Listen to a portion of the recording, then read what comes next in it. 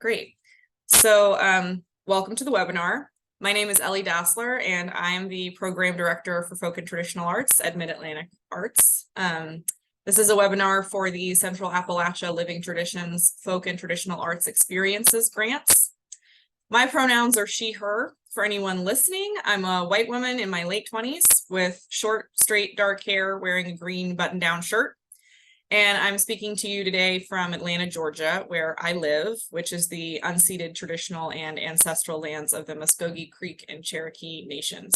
We pay our respects to their elders, past, present, and future. My colleague, Sarah Tanay, is also here today. She'll be monitoring the Q&A and helping with technical stuff. Sarah, would you like to introduce yourself? Hi, everyone. I'm Sarah Tanay. I'm the program specialist here at Mid-Atlantic Arts. My pronouns are she, her. I am a Black woman with half gray, half black braided hair and a beige sweater. I'm currently in Baltimore, which is the ancestral land of the Piscataway people. And that's it. Great. Thanks, Sarah. So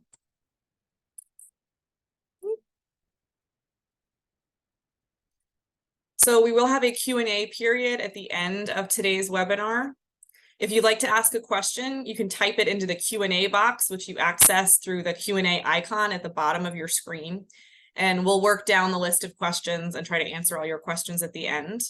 Live automatic captioning is also enabled. To turn on captions, click More at the bottom of your screen and then select the Captions section. So first, I'd like to share a bit about Mid-Atlantic Arts, for those of you who may not be as familiar with us. Mid-Atlantic Arts is one of 6 regional arts organizations in the United States. Our member states and territories include Delaware, the District of Columbia, Maryland, New Jersey, New York, Pennsylvania, Puerto Rico, the U.S. Virgin Islands, Virginia, and West Virginia. The National Arts Service ecosystem includes local arts agencies, state arts agencies, regional arts organizations, including us, and the National Endowment for the Arts. Mid-Atlantic Arts distinguishes itself through our work in international cultural exchange, performing arts touring, our presence in the jazz field, and our support of folk and traditional arts, like this program we're here to discuss today. Central Appalachia Living Traditions, or CALT, is a multi-year program designed to promote the understanding and recognition of folk arts and culture in Central Appalachia by investing in communities, seeding new folk and traditional arts experiences, and honoring under-recognized practitioners of Central Appalachian traditions. The initiative was developed in response to Mid-Atlantic's Central Appalachian Folk and Traditional Arts Research and Survey Project, or CAFTA, which was completed in 2020. You can read more about that research on our website at midatlanticarts.org. CALT serves the counties of Ohio, Virginia, and West Virginia that are designated as Appalachian by the Appalachian Regional Commission, or ARC. You can find a full list of those counties on our website. And we partner with the area's 3 state folklife programs, the Ohio Arts Council, the Virginia Folklife Program, and West Virginia Folklife, to share knowledge and resources across the region.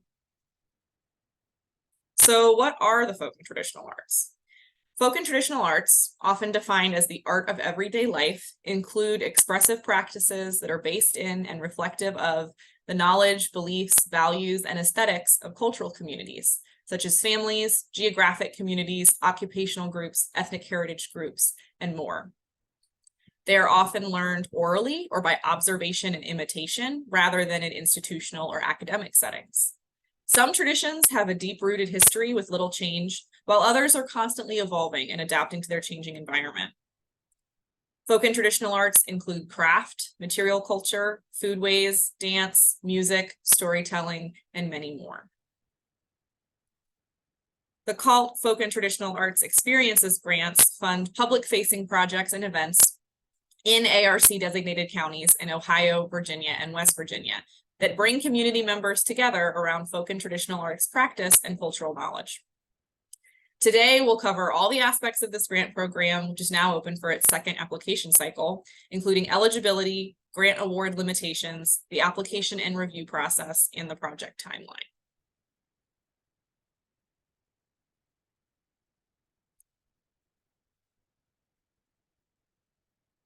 For this program, nonprofit organizations and individual folk and traditional artists or practitioners may apply for grant amounts ranging from $1,000 to $10,000.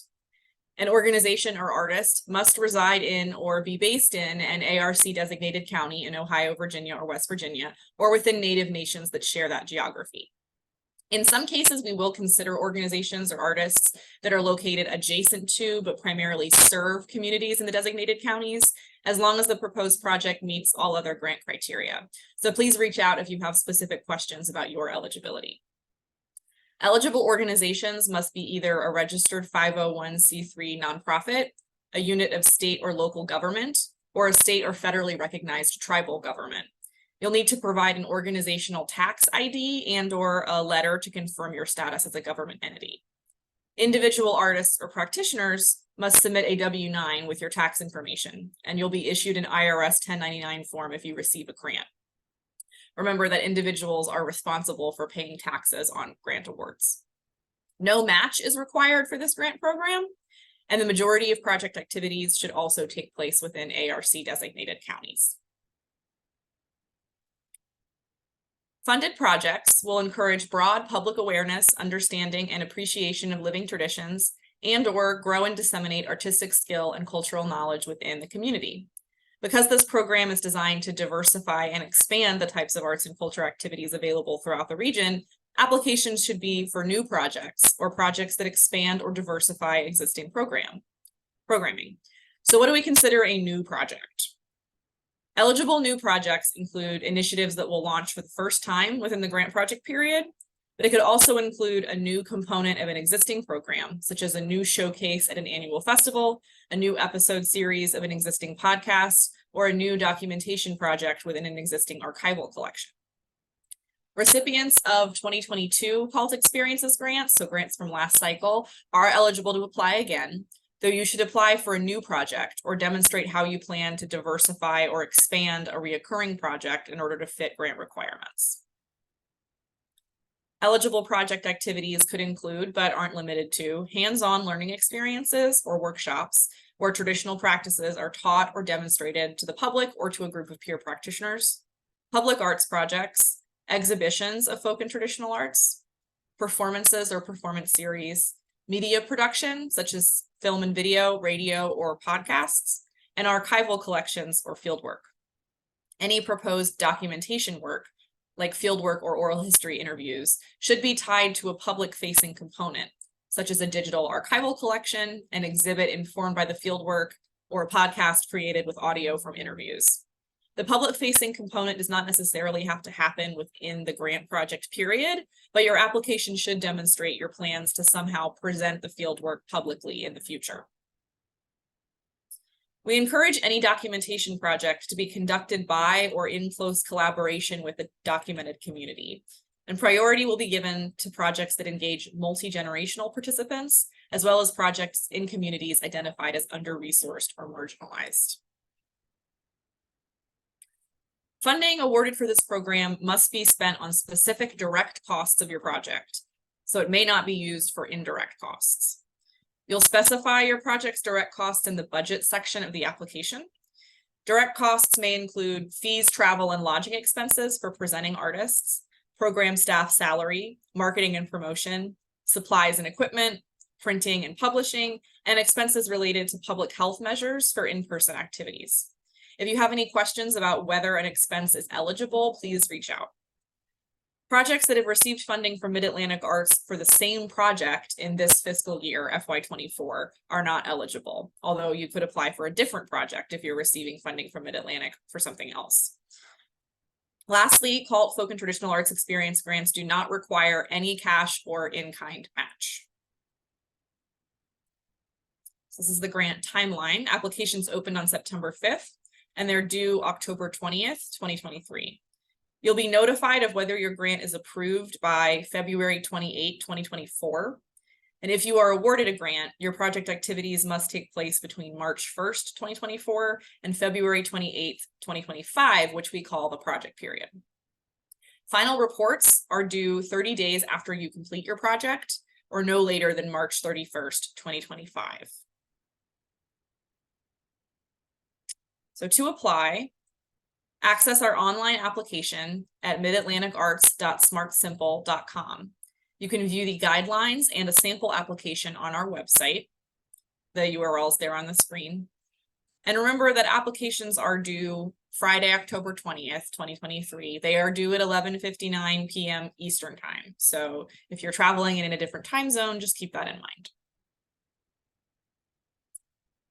The application includes applicant information, project details and narrative, project budget, and work samples. I'm going to talk about work samples in some more detail because they are a critical part of your application, and the panelists will consider them carefully during their review. Work samples should demonstrate, for example, the quality of artistic content in your project or your ability to execute the project. They should be recent, high quality, and as relevant to the project as possible. Panelists will review work samples for no more than 15 minutes per application, so be selective.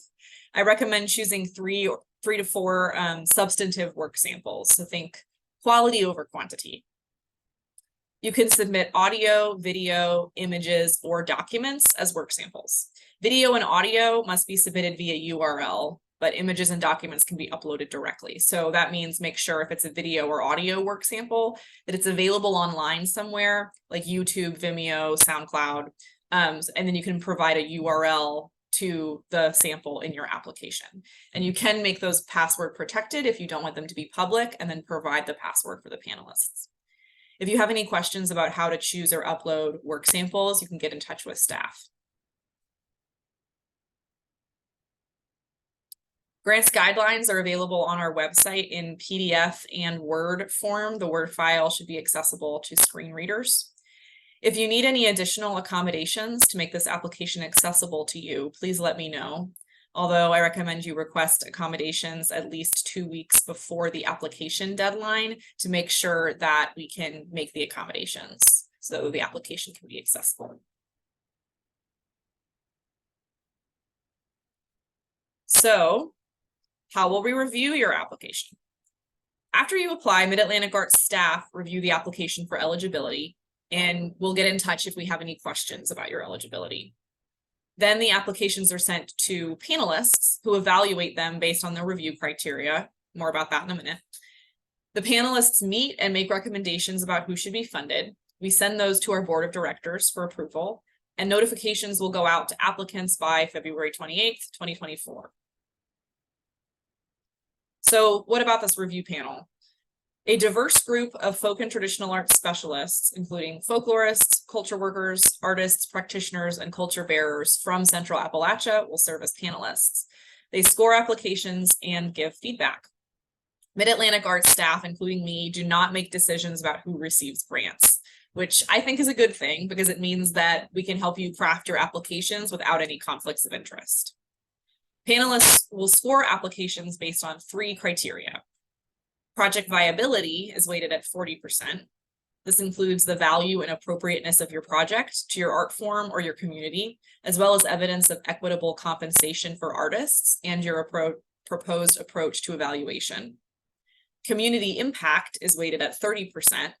This includes your project's ability to encourage broad public awareness, understanding, and appreciation of living traditions, or to grow artistic skill and knowledge within the community. And finally, promotion of equity, diversity, access, and inclusion is also weighted at 30%. This includes how your project will serve communities identified as under-resourced or marginalized due to geography, race and ethnicity, socioeconomics, sexual orientation, or disability. The complete review criteria are on our website. Please reach out if you have any questions about how to make sure your application addresses these criteria. In the meantime, here are some tips for your application. Start by reviewing the program guidelines and our FAQ on our website. Make sure you look over the application and read the instructions thoroughly before getting started. Like I said before, you want to choose high quality and relevant work samples that represent your project well. Don't wait until the last minute. That one's pretty important. Give yourself plenty of time to create an account in our online system, write your application narrative, assemble your work samples, and review everything before hitting submit. The longer you wait, the harder it will be for Mid-Atlantic Arts staff to answer your questions or help you with your application, especially if you have any technical difficulties. Make sure you understand the review criteria. I can't stress that enough either. Panelists use the review criteria to evaluate your application. So the better your application addresses the criteria, the more likely it is that you will receive funding. And lastly, if you have any questions, we're here to help. I'll share contact information for me and the Folk and Traditional Arts Program Associate, Joel Chapman, at the end of the slides. We'd love to discuss your project ideas and help you build a strong application. Well, I really appreciate everyone being here today. Now I can answer some questions. Remember, you can type your questions into the Q&A field at the bottom of your screen. And we have plenty of time to answer questions, so I hope you came prepared with them. While you're typing your questions, I just want to encourage you to sign up for Mid-Atlantic Arts newsletter on our website, midatlanticarts.org, if you aren't already receiving emails from us. When you sign up for the newsletter, you'll get targeted emails for grant opportunities and reminders about upcoming program deadlines, and you can specifically opt into folk and traditional arts opportunities. We don't automatically add you to the mailing list for signing up for this webinar, so make sure you sign up if you want those updates. When you visit the website, just click on the top of the page where it says subscribe to newsletter. I also encourage you to follow Central Appalachia Living Traditions on social media so you can stay up to date on program information and highlights, and our Facebook and Instagram information is there on the screen. Here also is my email address and the email address for Joel Chapman, the Program Associate for Folk and Traditional Arts. He couldn't be with us today, but he's also available to discuss your application with you. All right, time for questions. I'm going to stop sharing my screen.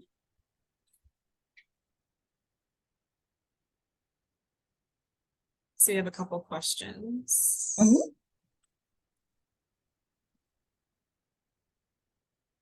Oh, we have a few coming in.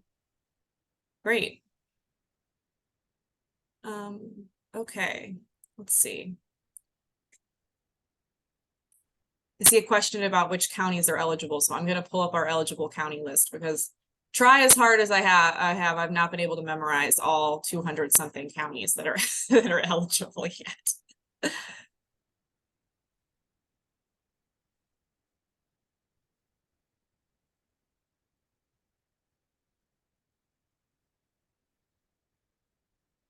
They said they were asking, is Hardy County, West Virginia eligible? Oh, yes. All of the counties in West Virginia are actually designated Appalachian Regional Commission counties. So if you live in West Virginia, you're eligible. The counties in Ohio and Virginia are a little more limited, so check that list on our website. But West Virginia, all of them are eligible. Okay.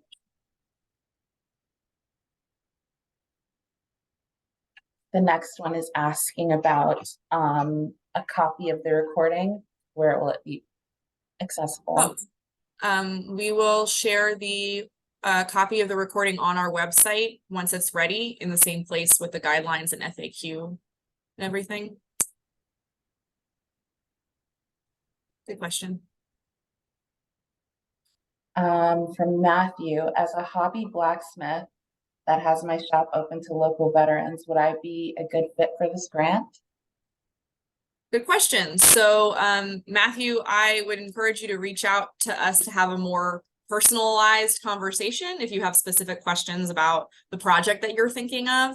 But it sounds like you are a traditional artist, which means you could be a great fit for this grant.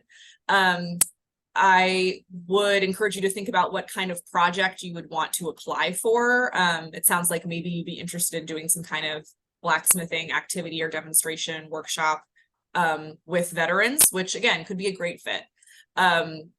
Yeah, think about what audience you would like to serve, what activities you would like to do, and what budget you might have for something like that. Remember, you can ask for between $1,000 and $10,000.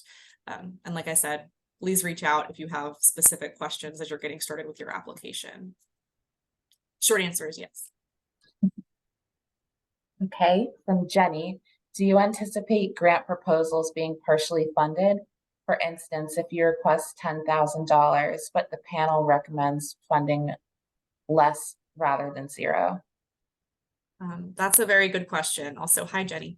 So it's possible. It really depends on the number of applications we receive because we have a limited pool of funding for this.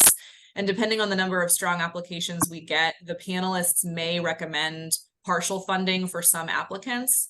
Although we will prioritize being able to give full funding as often as possible. Again, it will really just depend on the number of quality applications we get and what the panelists recommend. So it's possible, but it's hard to know now. Okay. Domenica, and I hope I'm saying that right, has two questions. The first one is there an average award amount? And what is the best path for a group of artists to apply together? Good questions. So as far as average award amount, this is only the second cycle of this grant application. So we only have 1 year to look at for that. And the majority of applications last year that were funded got between $5,000 and $7,000. There were a few that requested smaller amounts and a few that requested and got larger amounts. But that doesn't mean that that should determine how much you ask for, because financial need or amount of financial ask is not a criteria. There are only those 3 review criteria we went over. So when you're deciding how much you want to ask for your grant ask, really just think, how much do I need for a realistic budget for the project that I want to put on? And again, if you have any questions about that, if you have a specific project in mind and you're not sure how much funding would be a good ask for it, reach out and we can talk. And then the other question was about a group of artists applying together, right? Yes. Yes. So for this particular grant program right now, individual artists and nonprofit organizations are basically the 2 groups of folks who are eligible to apply. So if this is an artist collective that is incorporated as a nonprofit, you could apply as an organization. But if this is a collective that is not incorporated as a nonprofit or a more unofficial group of collaborator artists, I don't want to say unofficial because you could be working together for a long time, but you're not a legal entity, then you'll need to designate one artist as the primary applicant who would be the one actually receiving the grant. And then you could include in your budget plans to distribute funds among multiple collaborator artists. And again, happy to talk about this in more detail individually. But that's because, again, for individuals, individual awardees are responsible for tax burden associated with the grants. So we have to know who to issue the paperwork to, basically. So it has to be one person. Good question. Any other questions? This might be like the shortest webinar in history, which is okay.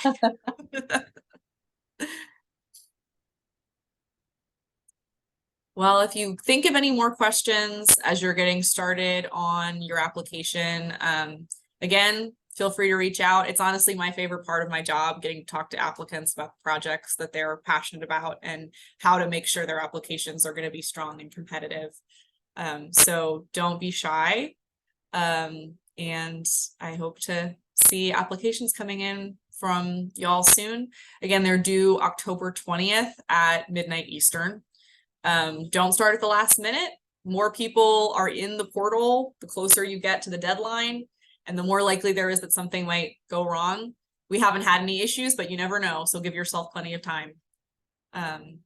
Sarah, anything else we need to remind folks of before we close? No, if you have any questions, technical questions with the application or with Smart Simple as a whole, you can email me.